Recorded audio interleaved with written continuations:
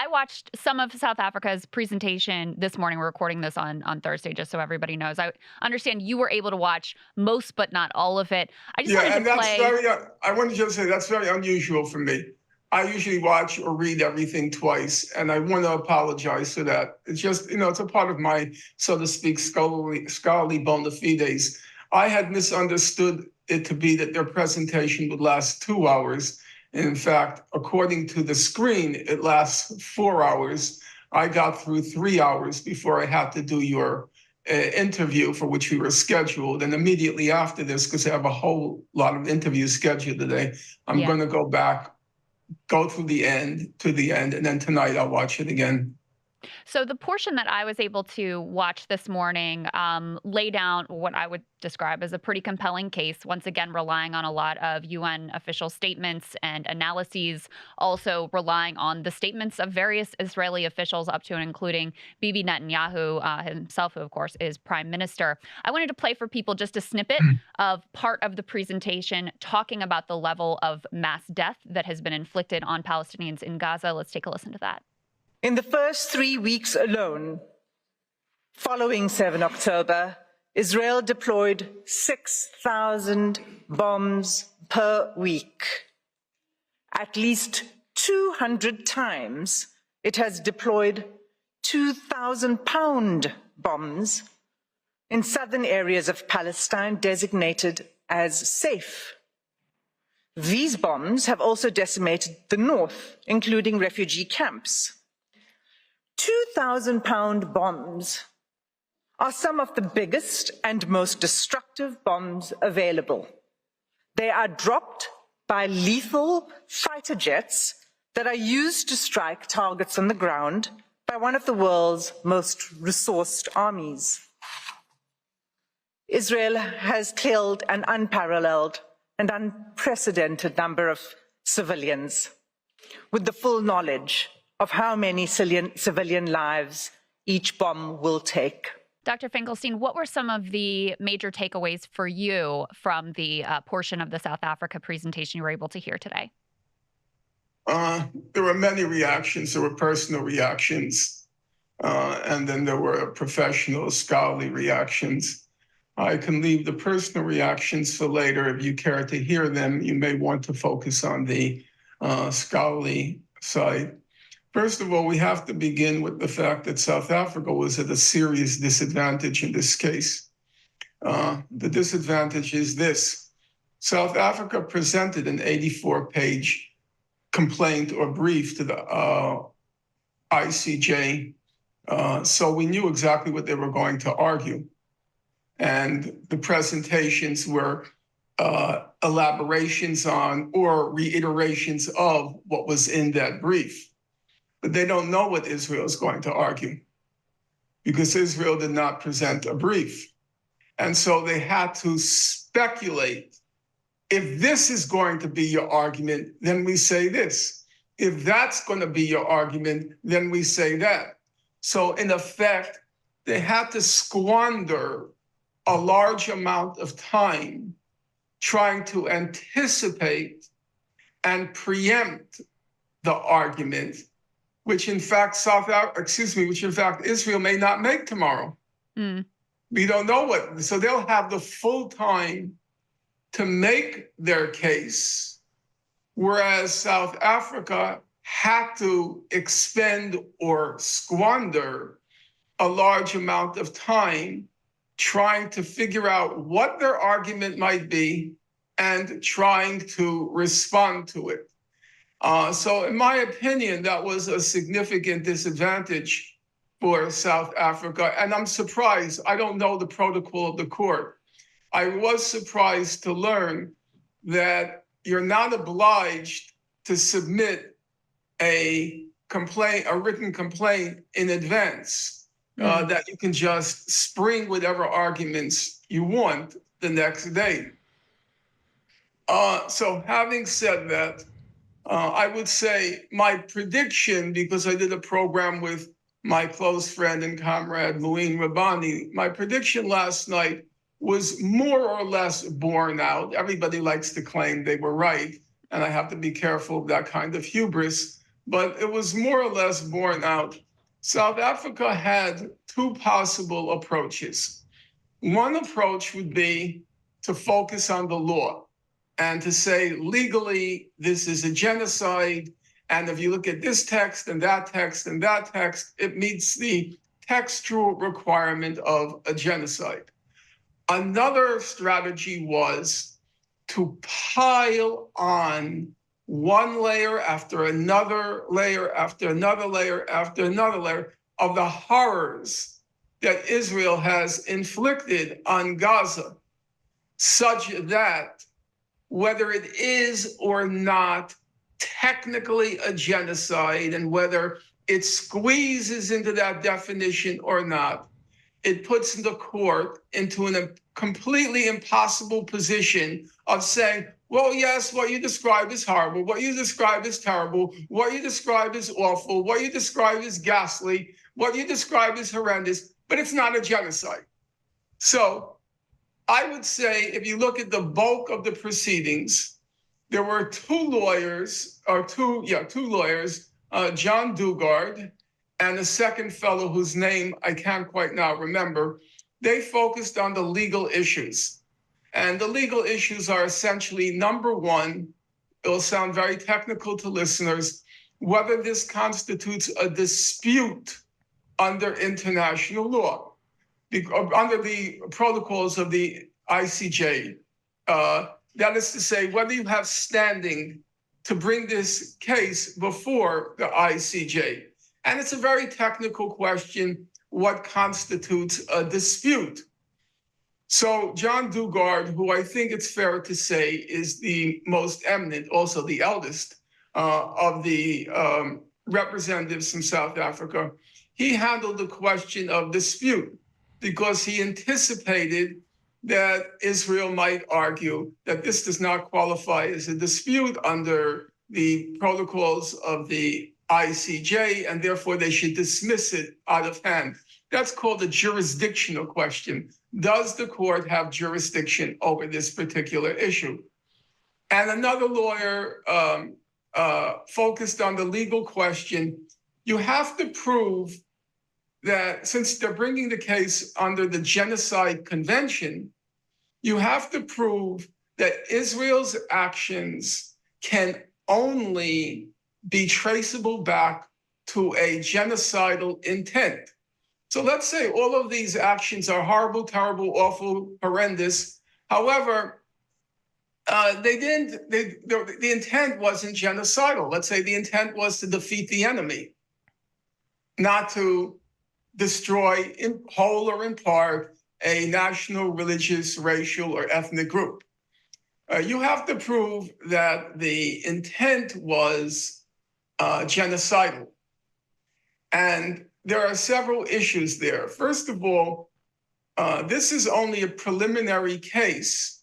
So all South Africa has to, I don't want to say all, although that term was constantly used. I think it did harm to the South African case. You have to prove there's a plausible case for genocide. You don't have to prove beyond a shadow of a doubt. At this point in the proceedings, what you have to prove is a plausible case. So he argued on that ground that he said, we merely have to make a plausible case. And the other argument is that you can commit war crimes, crimes against humanity, all sorts of crimes. They may not be genocide, but the crimes in the real world often overlap with genocide. So the fact that these might be war crimes, crimes against humanity, and so forth, doesn't preclude that simultaneously they also might be genocide. So if Israel were to argue, okay, we don't agree, but we're not going to dispute that your claim. We're not going to dispute your claim that war crimes were committed. That's still not genocide. And the South African argument was, well, the fact that they were war crimes or crimes against humanity doesn't preclude that they were simultaneously acts of genocide or genocide. So those were the two legal, the main legal briefs. Oh, and there's the third. The third was by Vaughn Lowe. I have to say, I know a lot of these personalities through correspondence. I know John Dugard personally. Vaughn Lowe, he argued another case before the ICJ pertaining to Israel, namely the wall that Israel was building in the West Bank. That was in July 2004. And I was in correspondence with Vaughn Lowe back then. And he had some really very kind words to say about something I wrote. And I had written extensively on the wall case. And it was, for me, here are two people who I had, who were very kind to me. I'll just hold on for 1/2 moment. So John Dugard, who's as I say, the most eminent and also the oldest of the representatives, for one of my books, the Gaza book, he wrote, Norman Finkelstein, probably the most serious scholar on the conflict in the Middle East, has written an excellent book. So to be told by John Dugard that the most serious scholar on the whole subject was a compliment. And Vaughn Lowe was equally generous in his praise. Now, you might think this is me tooting my own horn, but it's so rare that I get praised by professional scholars. I get praised by people like yourself, but for people from within the academic world, it's a very rare event, sort of like spotting a dodo bird. So Well, you've more than earned it. So I take a certain amount of pride in it. So Vaughn Lowe also, he stressed the legal side, and he made a very, he made a very strong point. He says, however horrendous October 7th might have been, and South Africa has acknowledged the horrendousness of October 7th, he made a point that nothing under international law can justify a genocide. Right. So if you're going to come along and say how horrible, how terrible, how awful October 7th was, how it shocked and how it traumatized Israel, then we're not disputing that. But that can't justify a genocide. Right. So I want to just stress again, as you could see from what I've already just said, they didn't know what the arguments are going to be by Israel. So they were trying to cover every possible contingency. Israel may not make any of these arguments. And then the other presentations were, and with no attempt at disparagement at all, but you could say the other presentations, there were, I think, about 7 presentations. The other presentations were, the other 4 were overwhelmingly emotive, but emotive in the sense, well, it is a crime that shocks humanity. That's how these crimes are described, a crime that shocks humanity. And shock is an emotive feeling. Right. Shock is not a reasoned response. It's a response of your whole being, of your viscera, and of your mind, and of your soul, and of your conscience. So there's soul, conscience, mind, which are emotive. They go to feelings. And of course, that's completely, in my view, it's legitimate. And they did exactly what I expected they would do, and what anyone would expect they do. They simply layer upon layer upon layer upon layer of the horrors that have been inflicted on the people of Gaza.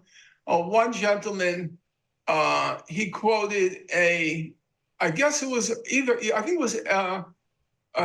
one of the major humanitarian organizations. He said, in all of his life's experience, he had never seen something like this.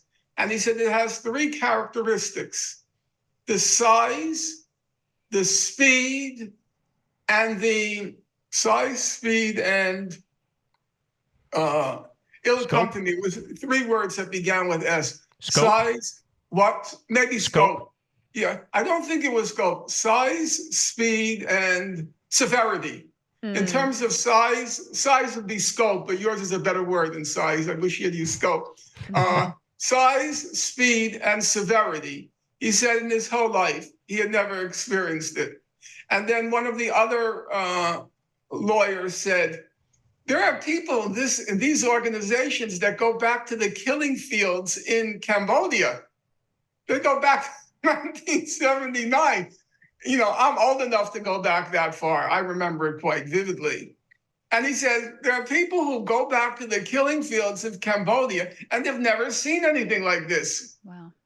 And another person, one of the earlier presenters, who went through Intent, where he started to quote all the statements by the government officials, he made a perfectly valid point. He said, no country ever admits to genocide. They're always very cautious about what they say in public. And even if you read the Nazi statements, during the genocide, there were kinds of what you might call allusions to what's happening. But remember, the Nazi genocide occurred in the dark. Technically, the German people weren't supposed to know what's going on, let alone the world. And you will remember that when the first reports started to come out of the genocide, when the first reports of the Jewish genocide started to come out, there were some people who leaked out information, some emissaries who leaked out information. Most people didn't believe it.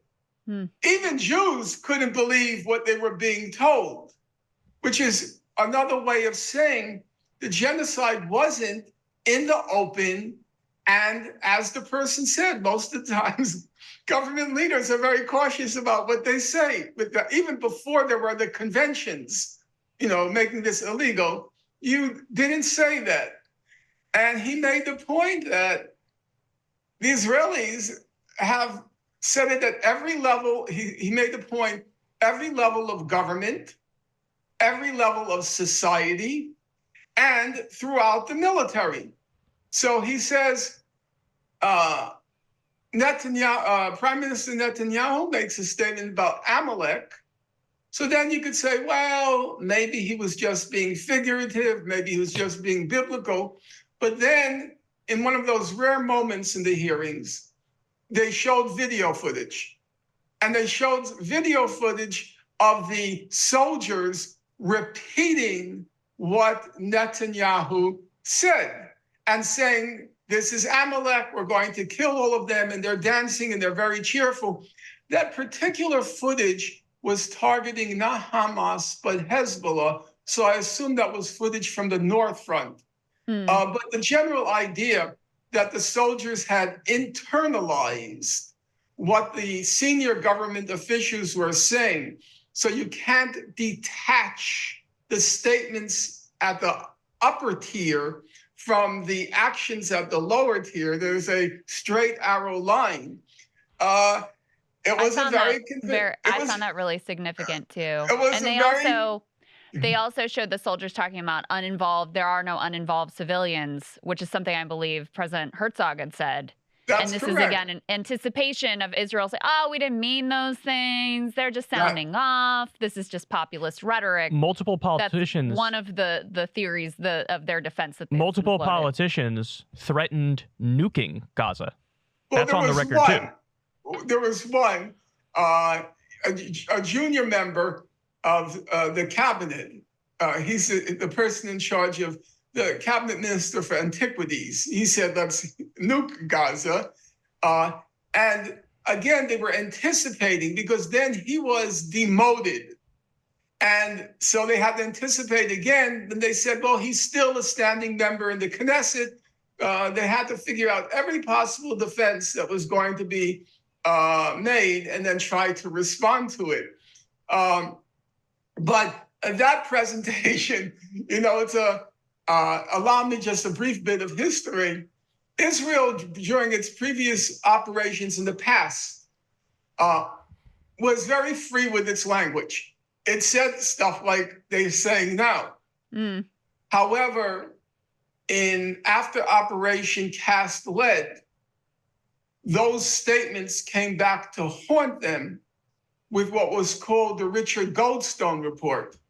Richard Goldstone was also a South African, but unlike those represented here today, he was Jewish and he was a self-identified. I'm not using the term to disparage him. He was a self-identified Zionist. And he was appointed by the Human Rights Council to investigate crimes committed during Operation Cast Lead. Well, he composed this 400-page report, and it was full of those statements made by the Israeli government. After that, Israel learned a lesson. Don't make those statements because it might come back to you to haunt you in a legal proceeding. So in their next mowings of the lawn, Operation Pillar of Defense, Operation Protective Edge, they didn't make those statements. At least they didn't make it in the numerical quantity as this time. So what happened October 7th that allowed for this explosion of statements? I mean, now, no exaggeration, there are about a half dozen people who have composed these huge compendiums of just the statements made. One, I think the most exhaustive is by two young colleagues, Jamie Stern Weiner and Yaniv Kogan. Jamie Stern Weiner is he's Jewish and half Israeli. Yaniv Kogan is Israeli. And they produce, it's called Fighting Amalek in Gaza, this huge compendium. But there are several others, people send me, can you post my compendium? And can you post my compendium? And they're all very excellent. So the question is, what happened? They had that warning already and they had stopped. And now it just went berserk. I think it was basically because they had gone mad. They had gone, it was like the id coming out of them. There was no longer any control over that suppressed id, the hatred, the loathing of the people of Gaza. And that loathing and hatred was escalated by two factors in October 7th. No, number one, no question, the magnitude of the crime. Don't find me diminishing it. No question, the magnitude of the crime.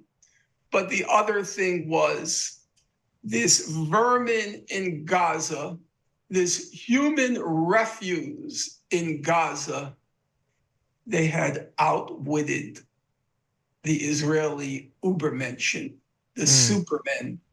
They had outsmarted them. Israel, with its vaunted intelligence capacities, it was a kind of what you might call the image it projected was a James Bond writ large. That was the image it projected. And then along comes this vermin in Gaza, these Untermenschen, these subhumans, and they had outsmarted them, outwitted them, and reduced them to a state of humiliation. And what's even worse from the Israeli point of view, had significantly contracted the image it projected to the world. Mm-hmm. Because everyone believed Israel is invincible. You don't have a military option against Israel. The only ones who disagreed were the Hezbollah, in particular, the head of Hezbollah, Sayed Nasrallah. He kept saying, no, they're not so strong. Don't fool yourself. And then he began to ridicule them. And he said, Israel's like a spider's web. You just blow on it and it disintegrates. And nobody knew whether to take that literally or not. But suddenly on October 7th, because I've talked to many Arabs, many Palestinians, many Muslims, and the thought has suddenly sunk in. Maybe it's not as strong as it is made out to be. Hey guys, if you like that video, go to breakingpoints.com, become a premium subscriber, and help us build the best independent media organization on the planet. That's right. We're subscriber funded. We're building something new. We want to replace these failing mainstream media organizations. So again, to subscribe, it's breakingpoints.com.